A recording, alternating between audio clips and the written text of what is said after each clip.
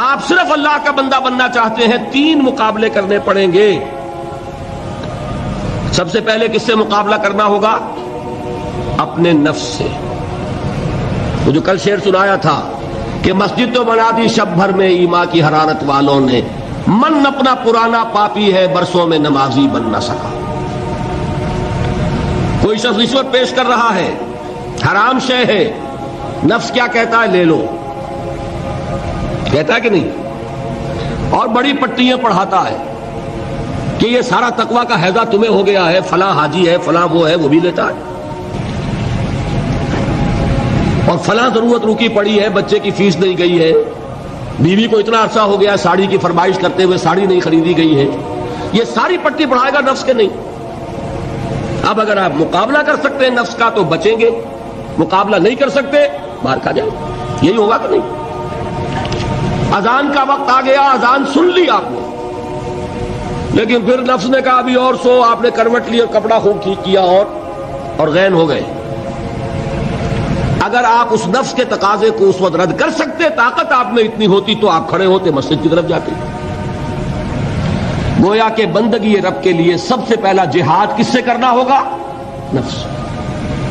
اچھا، نفس اکیلا نہیں ہے، اس کے پیچھے ایک بہت بڑا بدماش ہے، وہ شیطان لعین، وہ اسے اکساتا رہتا ہے، پھونکے مارتا ہے، الذی یوسوس فی صدور الناس، اشتعال پیدا کرتا ہے، پٹیاں پڑھاتا ہے، برائی کو مزین کرتا ہے، بے حیائی کو فیشن کا نام دیتا ہے، ناچ گانے کو وہ کلچر کا نام دیتا ہے، یہ سارا کچھ کر رہا ہے۔ تو اگر شیطان سے مقابلہ نہیں کر سکیں گے تو اللہ کی بندگی کر سکیں گے؟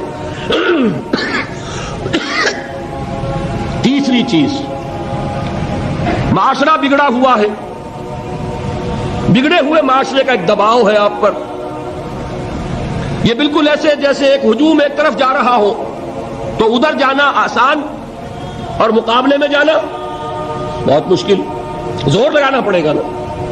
تو معاشرے کا رخ کچھ اور ہے، آپ کا رخ کچھ اور ہے، معاشرہ نہ خدا کو جانے نہ رسول کو جانے، آپ چاہتے ہیں اللہ اور اس کے رسول کے حکم پہ چلنا، کشمکش کرنی پڑے گی کہ نہیں؟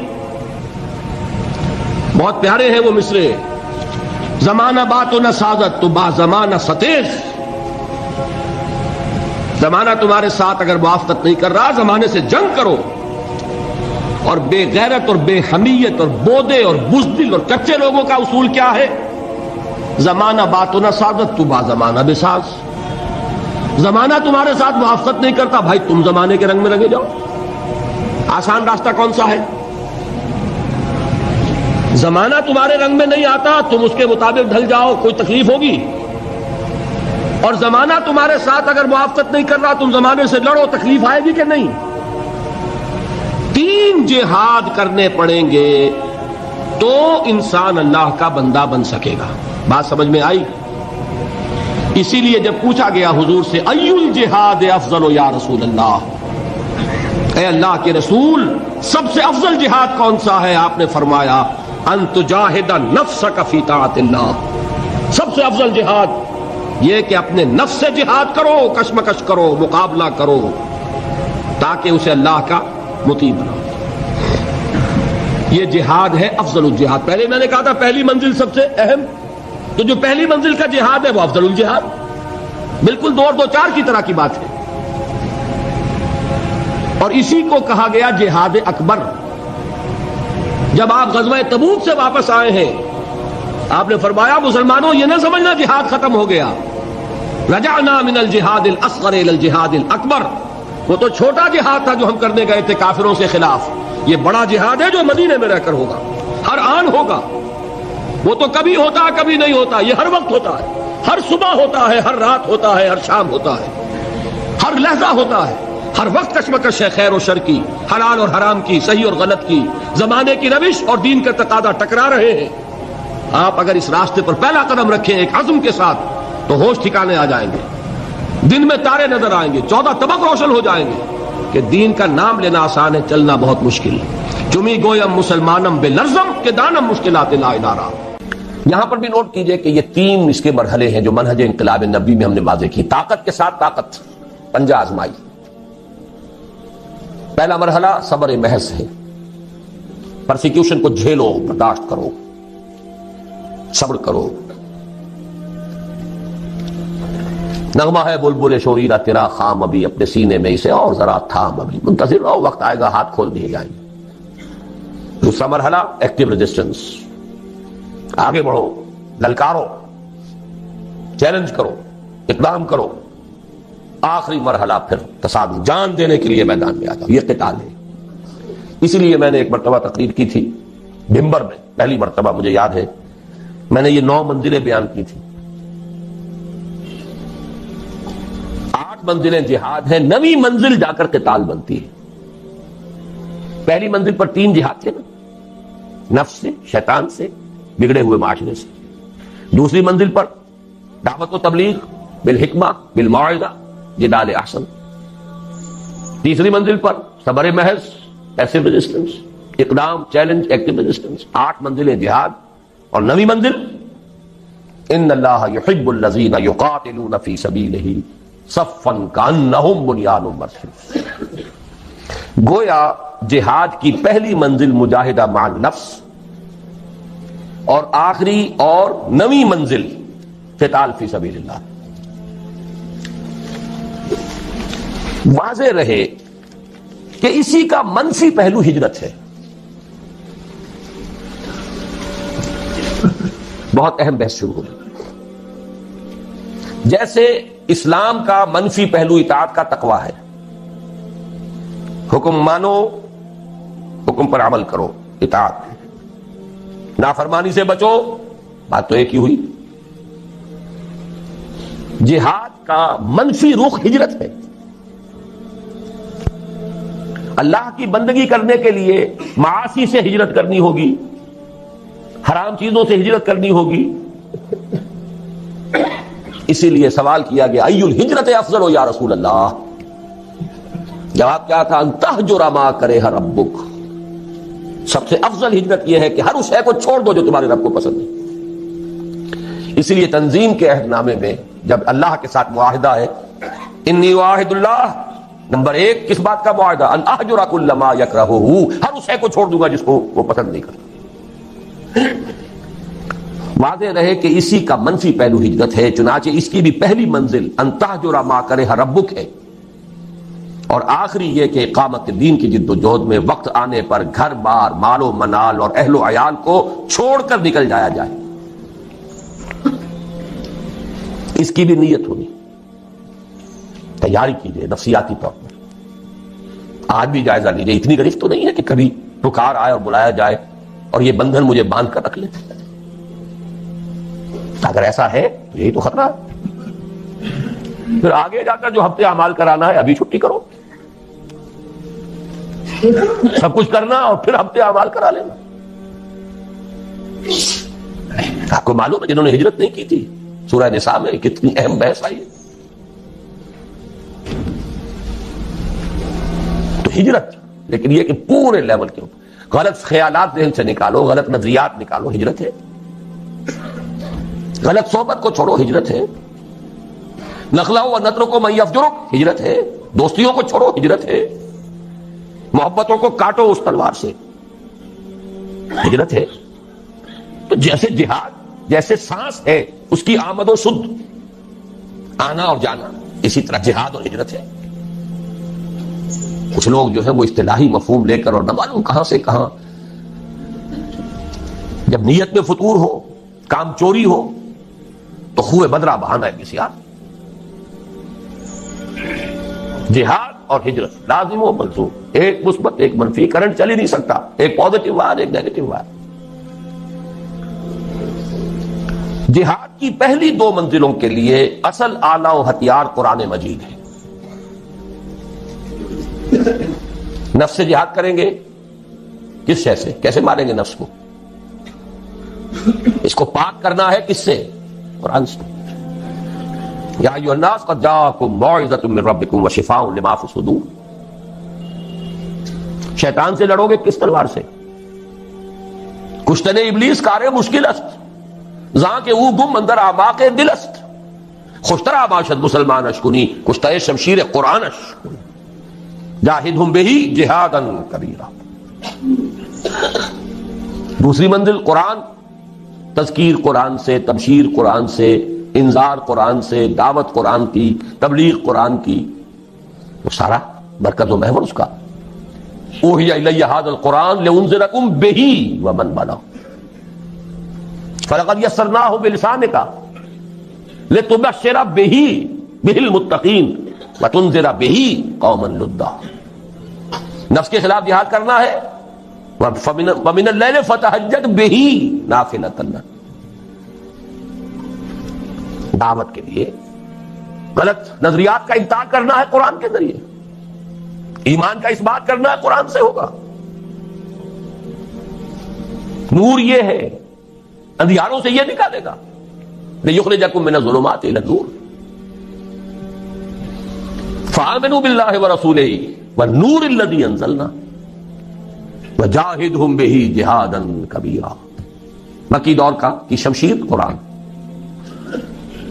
اتر کر ہرا سے سوئے قوم آیا اور ایک نسخہ کیمیا سا.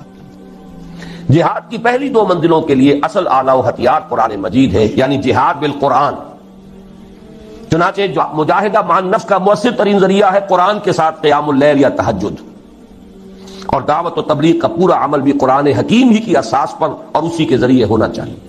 یتلو علیہم آیاتہ ویزکیہم ویعلمہم الکتاب والحکمہ، سارا اساسی منہاج قرآن کے گرد گھوم رہا ہے.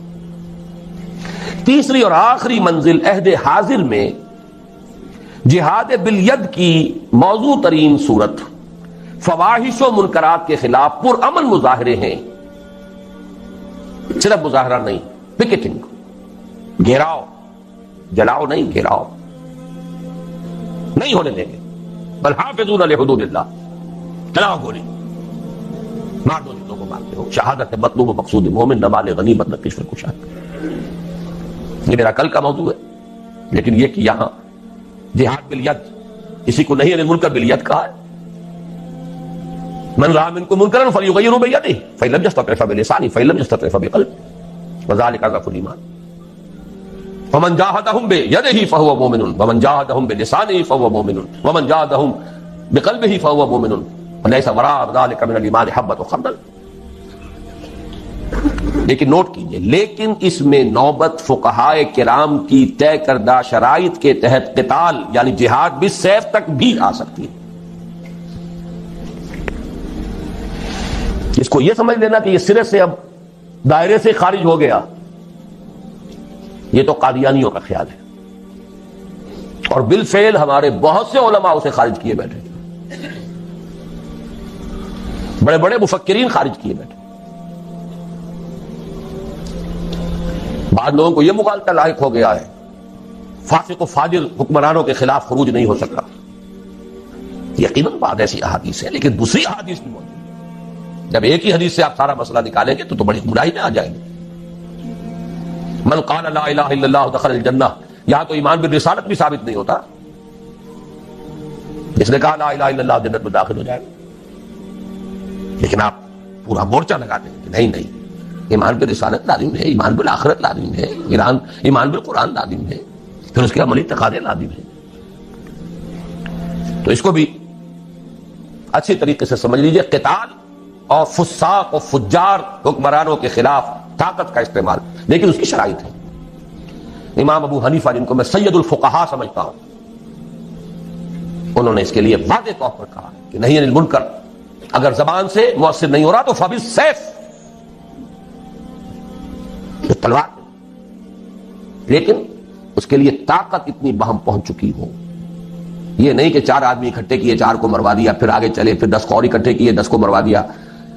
یہ نہیں، ہنگامہ کیا، جماعت بنائیے، قوت جمع کیجئے، تربیت دیجئے، منظم کیجئے، محتسب تعداد اتنی کہ جو بھی آپ کے اندازے ہیں اس کے اعتبار سے، ویسے کوئی شے کہیں سے آ جائے بورڈ فرام دی بلو وہ بات دوسری ہے، لیکن ہر اندازے میں آپ یہ تقریباً یہ یقین رکھیں کہ اب اتنی طاقت ہے کہ ہم بدل دیں گے اس نظام کو، کامیابی ہو جائے تب جا کر اس کا امکان ہے، ورنہ نہیں. ٹیررزم جو ہے جو چل رہا ہے آج کل، ادھر حقیقت جہاد اور قتال کو بدنام کرنے والی چیزیں ہیں، لیکن یہ کہ اس کو خارج کر دینا اس کی غلط ہے. اس میں نوبت فقہاء کرام کی طے کردہ شرائط کے تحت قتال یعنی جہاد بالسیف تک بھی آ سکتی ہے. یہ ہے جہاد کی بحث. پہلا جو لازمی تقاضا ہے ان 3 فرائض کے لیے وہ ہے جہاد. دوسرا لزوم اجتماعیت، اجتماعیت کا لزوم. اس میں بھی درجے ہوں گے. کسی جگہ یہ مستحب ہوگا، کسی جگہ یہ مفید کہہ لیجئے، ممد کہہ لیجئے، کسی جگہ لازم ہوگا. ہر وقت ہر حال میں لازم نہیں. فریضہ اول کے ضمن میں صرف صحبت صالح، کونوا مع الصادقین. اللہ کا بندہ بننا ہے آپ کو، نفس سے جہاد کرنا ہے، شیطان سے کرنا ہے، معاشرے سے کرنا ہے. تو ایسے لوگوں کی معیت تلاش کریں، ایسوں کا قرب، ایسوں کی صحبت جو یہی کام کر رہے ہوں، یہی کرنا چاہتے ہوں. اس سے تقویت پہنچے گی آپ کو. مرید کسے کہتے ہیں؟ ارادہ کرنے والا. آپ نے ارادہ کیا ہے اور بھی ہے اس نے بھی ارادہ کر لیا ہے، یہ مرید جمع ہو. اس سے یقیناً تقویت حاصل ہوگی. لیکن عقلاً محض اس کام کے لیے جماعت، میں جماعت کا ایک مفہوم خاص بول رہا ہوں، جماعت ڈسپلنڈ سموتات والی جماعت، اس کام کے لیے ضرورت نہیں. نمبر 2، اسی طرح فریضہ ثانی کے ضمن میں درس گاہوں، اداروں، انجمنوں اور سوسائٹیوں سے پورا ہو سکتا. دین کی دعوت و تبلیغ ہے، ڈھیلا ڈھالا نظم ادارہ ہے، اشاعت قرآن کا ادارہ، پبلشنگ ہاؤس ہے، آڈیو ویڈیوز کے کا کوئی سلسلہ ہے، جرائد ہے، رسائل ہیں، انجمنیں ہیں، دارالعلوم ہے. یہ سب اس کا ذریعہ ہے. یہ جماعتیں نہیں ہیں. اجتماعیت تو ہے. لزوم اجتماعیت لکھا ہے میں نے اوپر. اجتماعیت ایک عام لفظ ہے. یہ لوز آرگنائزیشنز، ایسوسیشنز، انجمنیں، ان میں وہ سموتات، ڈسپلن یہ نہیں. ٹھیک ہے، ایک دستور ہے، قانون ہے، اس کے مطابق آپ نے تقسیم کار کر لیے. کوئی صدر ہے، کوئی سیکریٹری ہے، جس کی ٹانگ گھسیٹنی ہو گھسیٹ لیجئے، نو کانفیڈنس لے آئیے اس کے خلاف. جس کو آپ برقرار رکھنا چاہیں رکھیں، جو بھی رکھیں. آپ کا دارالعلوم ہے، اس کا کوئی محتمم ہے، بہرحال ایک نظم تو وہاں ہوگا. لیکن یہ کہ وہ جماعت کا سلسلہ نہیں. لیکن اب ہے اصل شے، فریضہ ثالث کے ضمن میں سم و طاعت فی المعروف کے ٹھیٹھ اسلامی اور عسکری اصول پر مبنی جماعت کے بغیر پورا نہیں. کوئی احمق ہوگا جو سمجھے کہ یہ کام ہو سکتا ہے بغیر اس کے. ٹھیٹھ اسلامی اور عسکری ملٹری ڈسپلن. وہاں آپ کو یہ اختیار نہیں ہے، حق حاصل نہیں ہے کہ آپ اپنے سپیریئر سے یہ پوچھیں کہ یہ حکم آپ کیوں دے رہے ہیں، مجھے کیا حکمت ہے. There's not to reason why, there's but to do and die. عسکری اور ٹھیٹھ اسلامی سموتات، فاسمعوا واطیعوا. اللہ کی سموتات مطلق، رسول کی سموتات مطلق، الا یہ کہ وہ خود کہہ دیں کہ یہ صرف میرا مشورہ ہے، حکم نہیں ہے. جیسے حضرت بریرہ نے پوچھ لیا تھا. حضرت مغیث ایک غلام تھے، حضرت بریرہ ایک کنیز تھیں، ان کے ساتھ نکاح تھا. حضرت عائشہ کی کنیز تھی حضرت بریرہ. حضرت عائشہ نے انہیں آزاد کر دیا. اب ان کا سٹیٹس ہو گیا اونچا، وہ غلام کے غلام تھے. یہ ایک خیار حاصل ہوتا ہے، اختیار، چوائس. کنیز پہلے جس کے نکاح میں تھی، کنیز ہونے کی حیثیت سے کسی غلام کے، اب جب وہ حرہ ہو گئی، آزاد ہو گئی، تو شی ہیڈ این آپشن. وہ چاہے تو اب اس کے نکاح میں رہے، چاہے تو نہ رہے. کفر نہیں رہا نا اب وہ. تو حضرت بریرہ نے کہا میں تو اب اس کے نکاح میں نہیں رہوں گی مغیث کے. انہیں بہت محبت تھی. انہوں نے پہلے خود خوشامد کی، نہیں مانی. پھر سفارش کروائی. سفارش بھی کس کی؟ محمد رسول اللہ صلی اللہ علیہ وسلم کہ حضور اس سے کہیے. حضور نے فرمایا بریرہ کیا حرج ہے اگر تم مغیثی کے گھر میں رہو. پورا فوراً سوال کیا، حضور آپ کا حکم ہے یا مشورہ؟ فرمایا نہیں، حکم نہیں ہے، مشورہ ہے، تو میرے لیے قابل قبول نہیں ہے. حکم کو نہیں ٹالا. ما كان لمؤمن ولا مؤمنة اذا قضى الله ورسوله امرا ان يكون لهم الخيرة فيهم. مشورے کو آپ سوچ سکتے ہیں، ٹھیک ہے، چوائس ہے. ایک عورت جانتی ہے کہ بیوی کی حیثیت سے اسے کیا فرائض ادا کرنے ہیں. ذہناً قلباً جس کو وہ قبول نہ کر رہی ہو، اس کے ساتھ وہ حقوق جو ہیں وہ ادا کر سکے گی کہ نہیں کر سکے گی. شی نوز اٹ بیٹر. حکم نہیں دیا، لیکن حکم ہو تو سم و طاعت مطلق، نو ایکسیپشن. آگے چل کر حضور کے بعد اب ہے فی المعروف، صرف ایک اس کے اندر ایکسیپشن ہوگی، اگر اللہ اس کے رسول کے واضح احکام کے خلاف کوئی بات ہے تو نہیں مانیں. اس کی وضاحت میں بعد میں کروں گا کیونکہ مجھے آج ایک حدیث بھی ذرا آپ کو پڑھانی ہے. تو یہ لزوم اجتماعیت جو ہے، اس کا تقاضا فریضہ اول کے ضمن میں صرف صحبت صالح سے پورا ہو جاتا ہے، کونوا مع الصادقین. سیکنڈ لیول پر درس گاہوں، اداروں، انجمنوں اور سوسائٹیوں سے پورا ہو سکتا ہے. سم و طاعت والی جماعت ضروری نہیں، لیکن فریضہ ثالث کے ضمن میں سم و طاعت فی المعروف کے ٹھیک اسلامی اور عسکری اصول پر مبنی جماعت کے بغیر پورا نہیں ہو سکتا. یہی مراد ہے حضور کے ان الفاظ مبارکہ سے، آمرکم بخمس بالجماعت والسمع والطاعت والہجرت والجہاد فی سبیل اللہ. آپ یہ بھی کہہ سکتے ہیں میں نے پورا جو ہے یہ 2 گھنٹوں میں صرف اس حدیث کا درس دیا ہے آپ کو.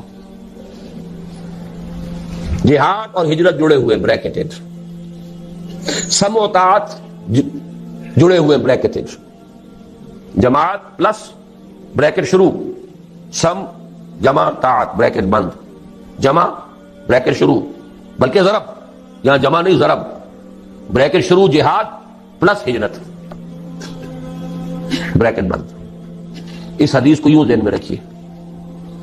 جماعت کون سی؟ سم و طاعت والی. یہ لازم و ملزوم ہے، بریکٹڈ ہے، سنو اور مانو. یہ کس لیے ہے؟ ضرب دینا ہے اس کو، وہ ہے ہجرت و جہاد. آمرکم بخمس بالجماعت والسمع والطاعت والہجرت والجہاد فی سبیل اللہ. تیسرا لزوم بیعت.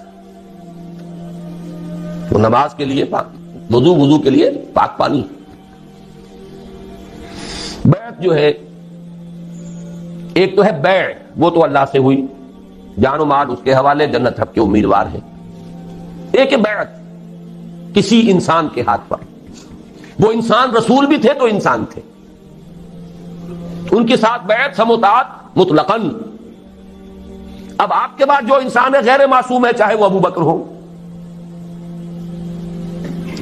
ان کے ساتھ سم و طاعت فی المعروف. بالکل میتھمیٹیکل سمجھیے ان چیزوں کو. لیکن بیعت کے ضمن میں بھی ایک ہی طرح کا تقاضا نہیں ہے، تینوں لیولز پر کچھ فرق ہو جائے. پہلے 2 فرائض کے ضمن میں بیعت سلوک و ارشاد کی صورت میں کفایت کرتی ہے، لیکن یہ جو بیعت ہمارے ہاں چل رہی ہے، سلوک اور ارشاد کی بیعت، بہت اچھی بات ہے کہ اس کے لیے بھی لفظ بیعت استعمال ہوا، تاکہ معلوم ہو کہ یہ ہمارے دین کا ایک مستقل اس کی اصطلاح ہے، اس کا ایک فکر ہے. اور وہ بیعت عقبہ اولا کے ساتھ میں سمجھتا ہوں کہ اس کا ربط اور تعلق ہے. بیعت ارشاد، پہلی بیعت حضور نے یہی لی تھی، شرک نہیں کریں گے، چوری نہیں کریں گے، زنا نہیں کریں گے، تہمت نہیں لگائیں گے وغیرہ. اور جس نیک بات کا آپ حکم دیں گے وہاں معروف تھا. یہ پہلا درجہ تھا اس بیعت کا. بھی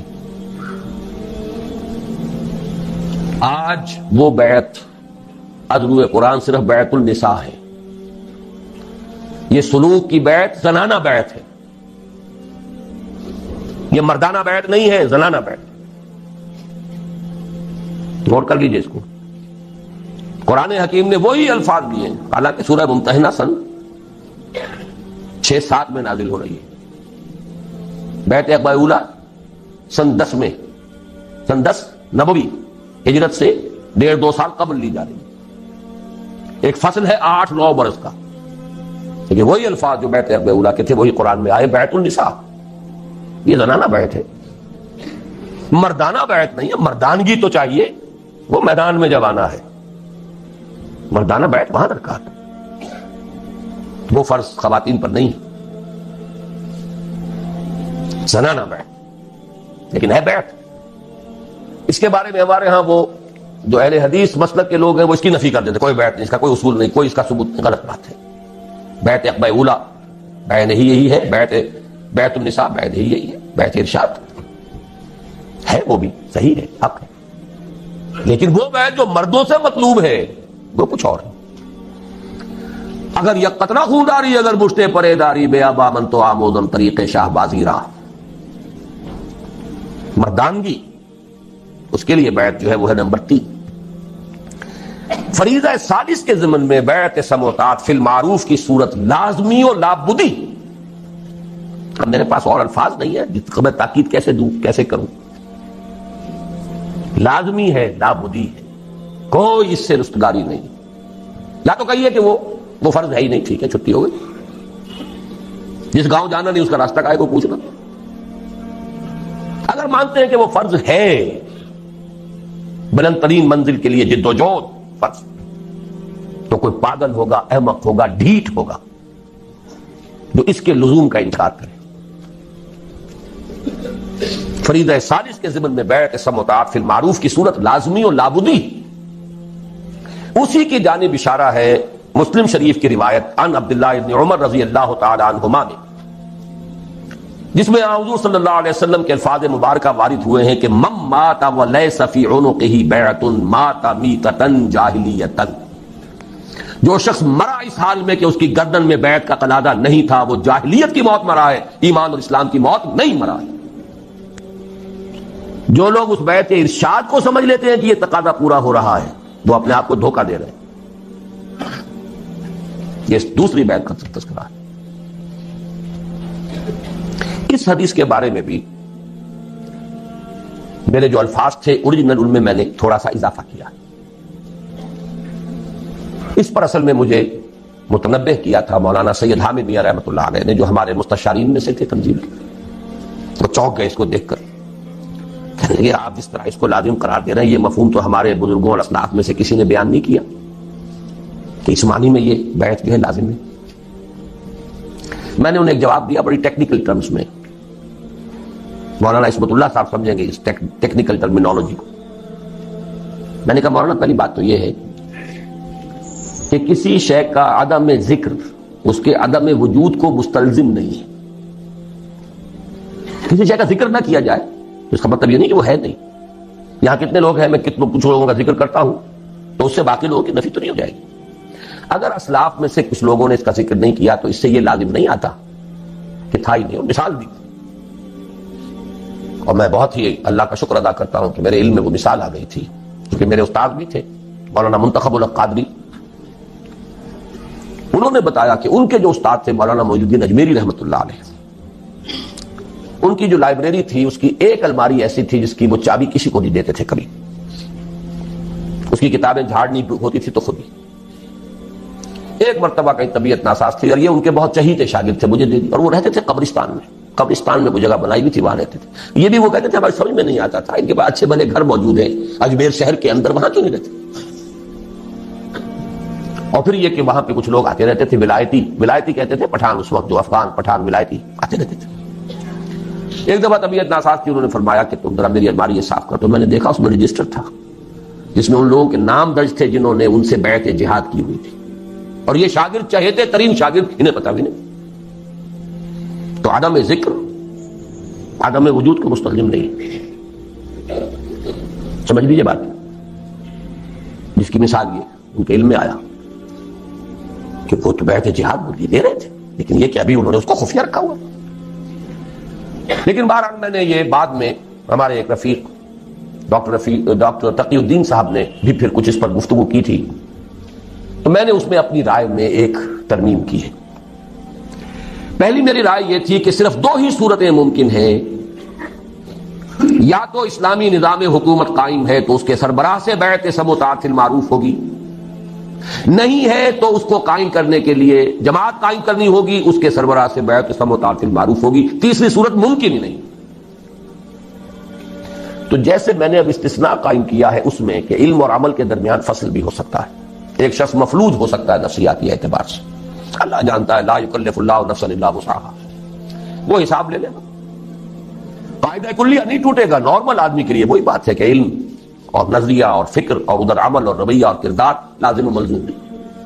اسی طرح اب میں نے یہاں پہ لفظ لکھا ہے اس لیے کہ نارمل حالات تو 2 ہی صورتیں ممکن ہیں. ایک لفظ کا اضافہ کیا, نارمل حالات, جیسے وہ نارمل انسان بمقابلہ مریض انسان, نارمل حالات بمقابلہ فتنہ شدید، یہ ابھی آگے آ جائے گا۔ اس لیے کہ نارمل حالات میں تو دو ہی صورتیں ممکن ہیں۔ نمبر ایک، اگر کم سے کم شرائط و معیارات پر اترنے والا صحیح اسلامی نظام حکومت قائم ہے تو اس کے سربراہ سے بیعت سموتات فی المعروف،